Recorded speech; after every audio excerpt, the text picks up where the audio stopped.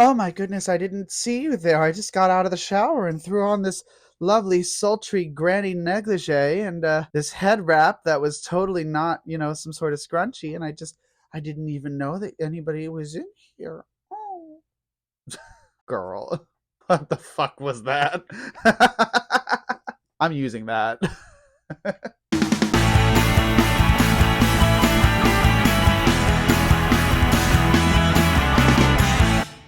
Happy days, my name is Daisy Maze, and by now y'all know what the fuck is up, okay? Welcome back to my favorite and only series that I do on my YouTube channel, and that is the illustrious Booning and Baining, Season 2. And in this case, Episode 3. Oh, what's that? Why are you interrupting me? It must be urgent. Oh, it's because you don't know what Booning and Baining is. Well, don't worry. I will spell it out for you, bitch. Don't you ever fucking interrupt me again. Look at this. Does this look like the face of a sane person to you? Do you want to test me? Do you want to hurt me? Anyway, Booning and Baining is my series where I, your hostess, Daisy Elizabeth Dupree Devereaux Maize, Davenport Anastasia Devereaux, there's two Devereaux in there, it's a very illustrious family, take a seemingly irrelevant topic and absolutely dissect the fucking shit out of it in a way that it did not ask for and does not deserve. Unless it did deserve it, in which case, I got lucky with that one. And today's episode, we are talking about something especially special. They're all special, and therefore none of them are special. But I like this topic. Today's topic we are talking about is Lolita. I know, and no, I'm not talking about the book. I'll throw that out right now. Look at how big my hands look in these gloves. Oh my god. Bitch. But before we start talking about Lolita, the fashion style, not the other thing. If you know, you know, and if you don't know, don't try to know, okay? It's not that great. But before we get into all of that, let me ask you, are you subscribed? Would you like to be? It's fun, I promise. So why don't you, if you haven't already, go subscribe and then hit that nifty little notification bell so that you get notifications every single time I post some brand new, exciting plant-based cross-dressing clowny content. It's a good time. I post new episodes of this series every week until it's a new season, and then I take a break, sometimes a very long break. Sometimes it's a very long break in which I think that I'm going to not continue the series, and then I continue it anyway, because it's fun. And while you're up there hitting the bell and hitting that subscribe, why don't you share the video or just like it and leave a comment? That would be really chill. And it really does help me out. So I would love to see some new faces in here. It's fun. We have a good time. I like to think. But I'm not exactly an unbiased opinion. So Lolita. Where to begin with this, in my opinion, gorgeous sense of personal style and subculture that's kind of on par with like steampunk and goth. It's Japanese based. I want to say it's is it Harajuku? I don't remember. I don't remember like the district that it originates in. And I don't remember, and I'm not going to try to remember, so, whatever. In any case, I would like to just state that I tried my best to dress in something similar to Lolita. This like sheer negligee nightgown stuff with this sequin dress underneath. It's like the closest I had, okay? It's what I got. I'm going through my Trixie Mattel nightgown phase, and it's fine, and we're just gonna deal with that. The spoiler, I swear, it doesn't fucking do anything until I hit record, and then it's got so much to say. Well, tell us about it, girl. Yeah, that's exactly what I fucking thought. So that's enough wasting time, even though that is my favorite thing to do, waste time. Let's get right into boon number one. Boon number one is that Lolita, face value, is pretty to look at. It's really, really cool. What an interesting personal style and what an interesting art style. There's a lot of artwork dedicated to Lolita fashion, and it's really, really gorgeous. I don't remember the artist exactly, but Sarah Spaceman did a whole series where she was making this dress specifically based on this like food themed artwork of a Lolita artist. And it's so cool. If I can find the details, I'll try to link them somewhere. I'll link you to her video because she knows better than I fucking do. That's for damn sure. But I just think Lolita is so cool. I would love to do more Lolita in my drag, but it's hard to do. Lolita is expensive. And in fact, that's going to be Bane number one. Lolita is expensive. I mean, any sort of niche fashion interest is probably pretty expensive.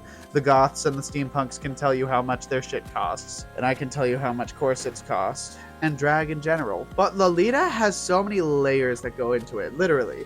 hoop skirts, ruffle skirts, crinolines, linens, bodices, etc. There's so much that goes into it because Lolita is in and of itself a form of historical fashion.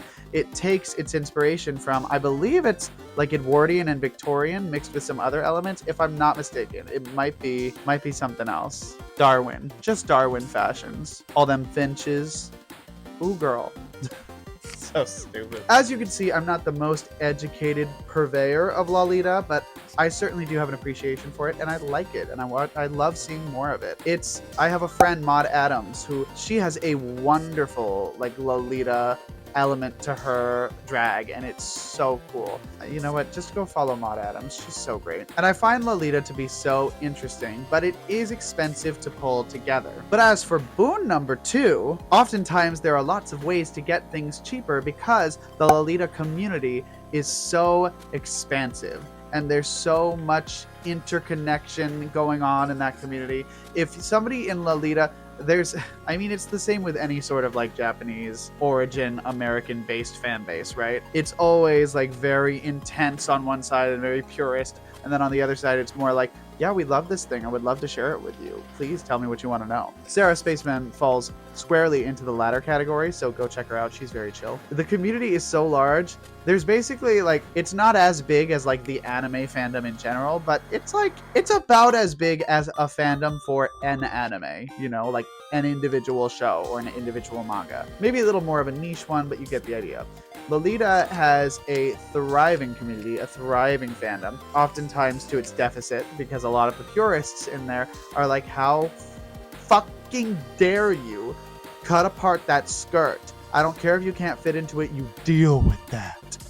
But girl, would you rather the thing got worn or not?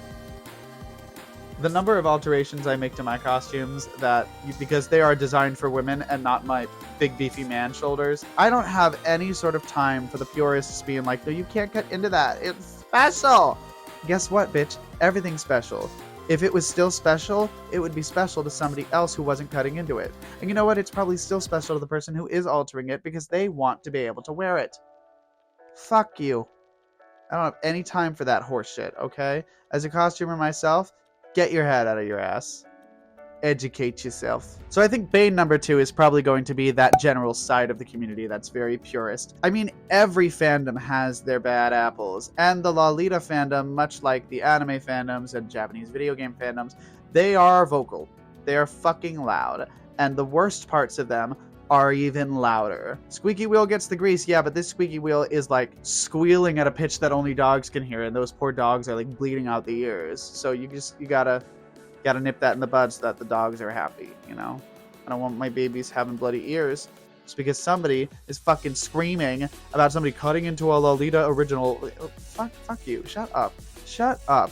I don't have time for any... Drag Race and drag in general has the same problem with their fandom. People who have like never participated in the art form or would ever, that just like have so many opinions because they watched a TV show once. Girl, shut the fuck up. Girl, shut the fuck up. I don't have any time for that horse shit. Thank you. Also, this is completely unrelated, but I would like to feature the shoe. I'm vibing, girl. I love this look.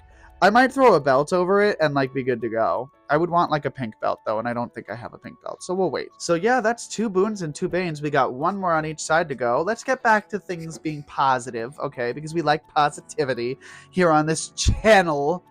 I know you couldn't tell from how much I shit on everything, but let's try and keep it positive with boon number 3, the penultimate boon. I forgot to say it the last couple episodes, and I'm getting back into it, baby. The penultimate boon of Lolita. Because Lolita exists sort of outside of time and space, in the same way that steampunk does, it can never really go out of style. It can take influences from other time periods, but the nice thing about a fandom and a style like this is that it will never go out of style. You will always be able to find somebody who likes what you are doing if you are in the Lolita community, because it's already pulling influences from several different time periods, and it doesn't quite fit into any place. So why would it not fit into one place more so than it would somewhere else? Does that make any sense at all? Girl, I am running on fumes here. But I like Lolita, and I love that it just kind of exists in its own temporal pocket dimension. I love that.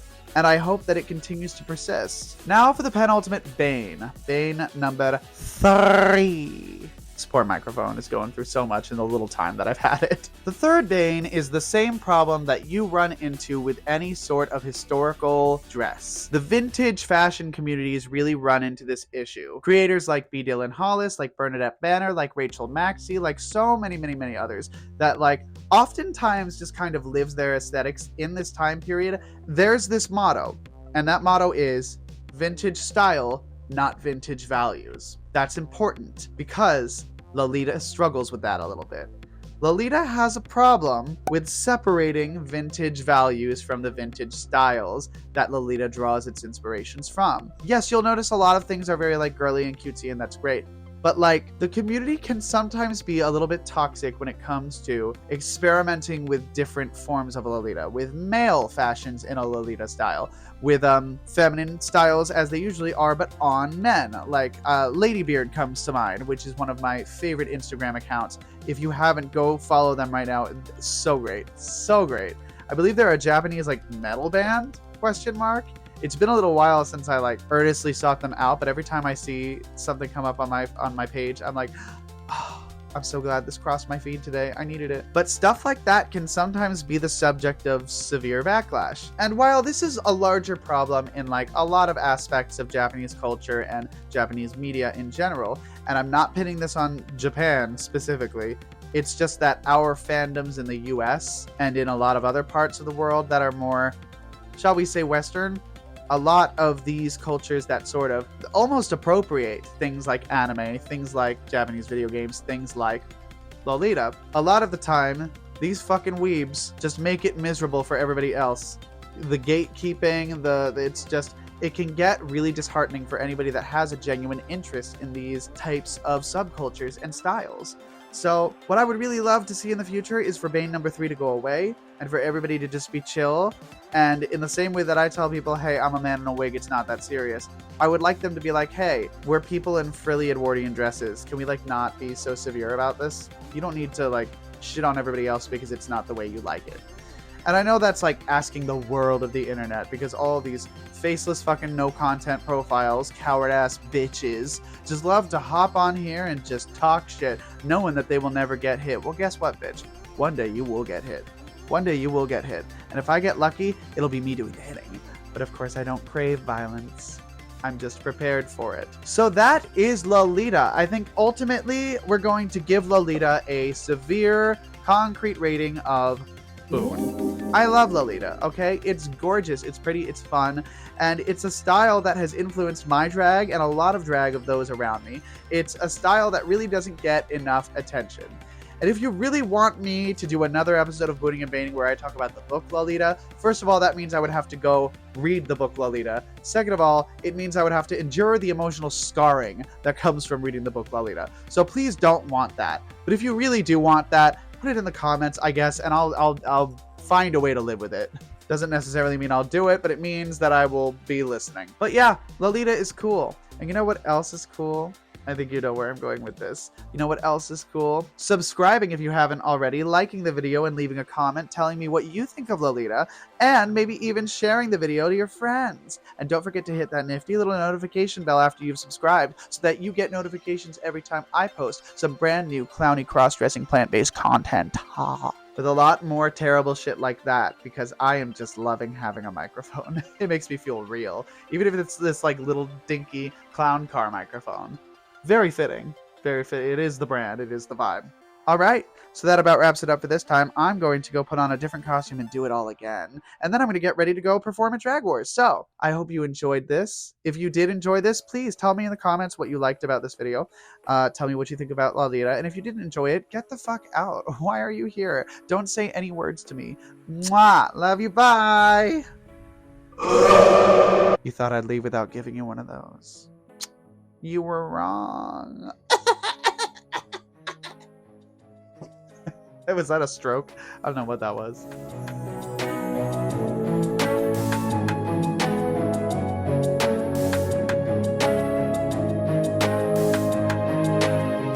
Okay, listen, eventually I'm probably going to read the book Lolita, but the stories I've heard mean that I am not in any rush.